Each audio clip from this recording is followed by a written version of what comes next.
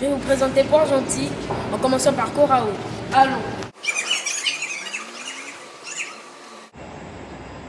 Donc c'était une société franco-américaine qui a construit cette usine-là. À l'époque, en 1947, était la plus grande du monde. Vous voyez les plateformes, en face vous avez l'embouchure de l'Ogooué. Et ça vient par flottage. Et les bois non flottables, on le met sur les barges, c'est-à-dire des plateformes. Ça vient ici et on va faire le triage. Les bois qui sont destinés à l'usine, c'est les plus beaux bois. Et les bois moins beaux ou les bois durs sont destinés à la scierie. Pour les meubles, les charpentes, la construction, les portes-fenêtres, etc. Et voilà, ça c'est l'ascenseur qui va amener la bille de l'eau, qui va la remonter sur la tronçonneuse à terre.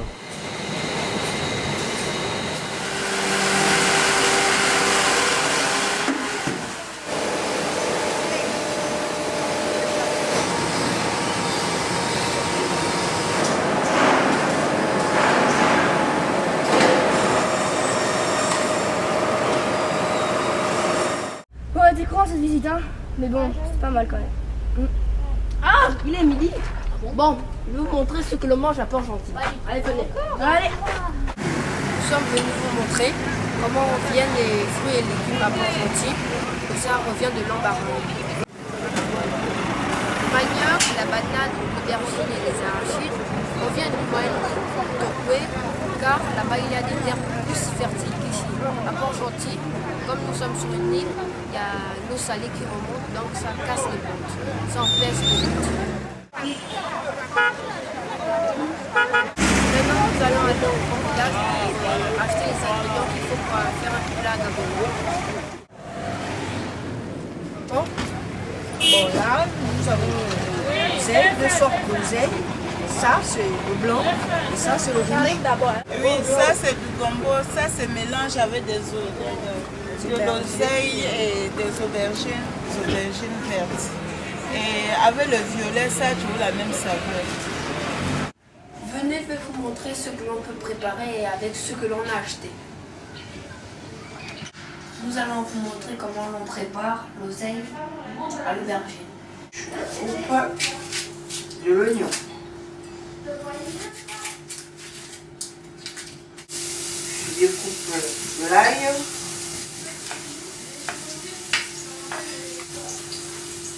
On marmite. Et ensuite, je coupe l'oseille. Et ensuite, du gombo. Et ensuite, je fiche de l'aubergine. Je vais découper.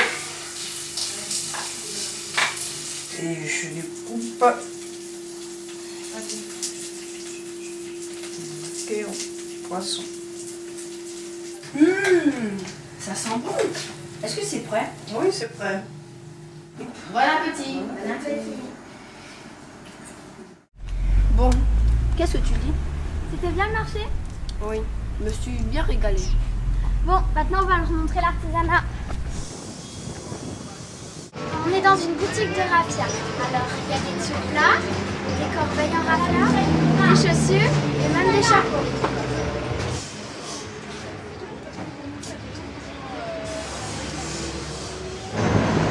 Et il y a aussi des mortiers, des paniers, des nattes et, encore en raffia, des sacs.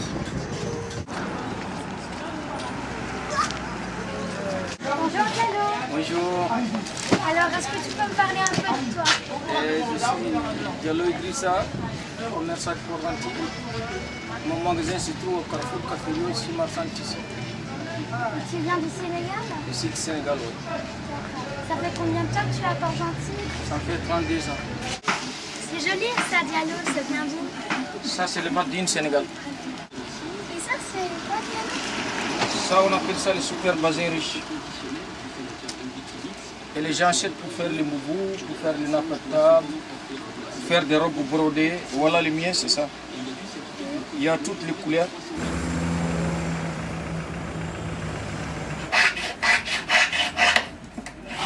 Alors, qu'est-ce que vous êtes en train de faire? Là, je suis en train de faire un grain de café en or. C'est joli. Et ça, c'est en argent.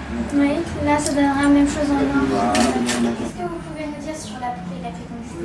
Mais la poupée fécondité, si au Gabon, les femmes disent que ça prend bien. J'ai vu qu'il y avait des bijoux en Corée. C'est des vrais coquillages ou c'est des reproductions? Non, c'est des vrais coquillages qui a été décoré. L'or que vous utilisez vient d'où? L'or que nous utilisons, c'est d'abord partout dans le pays. Ah, ce qui fait chaud. Ouais, tiens, c'est à la plage.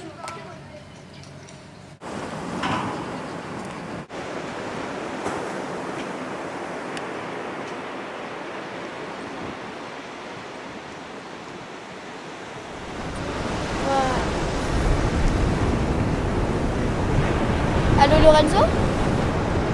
Ouais, je suis au Cap Lopez là, devant le phare. Il a l'air vraiment vieux.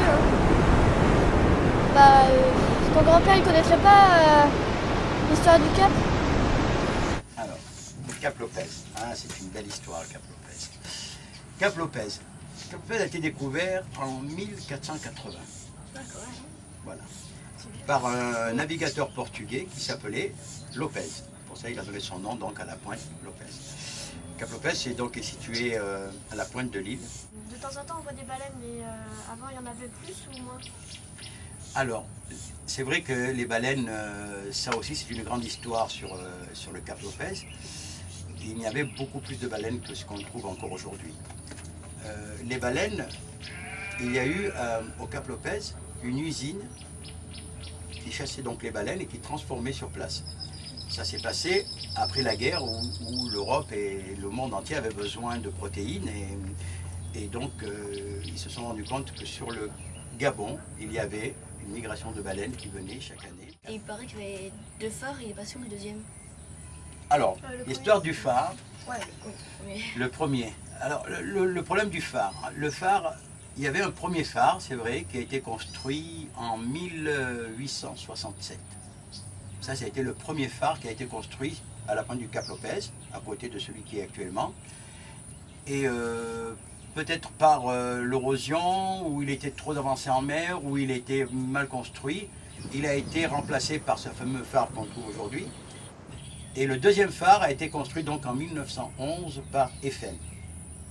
C'est Eiffel qui avait monté, donc c'est un phare qui a été monté en fer, en tôle et qui a été riveté. Donc on retrouve les rivets qu'on voit encore sur la tour Eiffel. Savoir qu'en une quarantaine d'années, la plage a perdu plus de 100 mètres sur le Cap Lopez par l'érosion. Et par certaines marées ou certaines saisons, c'est le sable qui vient, d'autres saisons c'est le sable qui repart.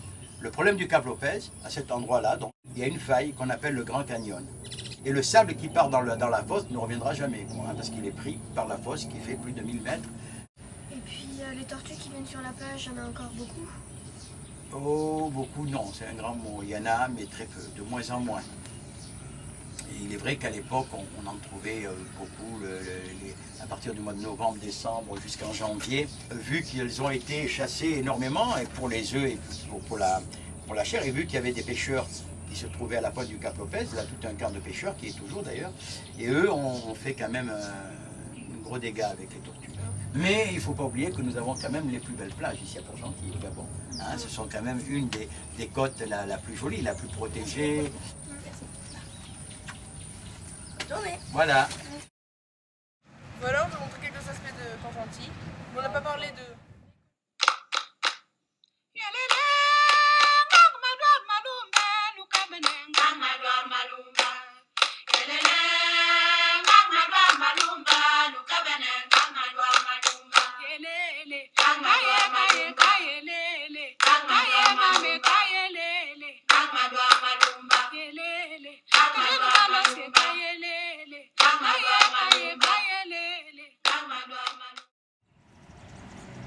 On espère que ça vous a plu. À bientôt sur Port-Gentil.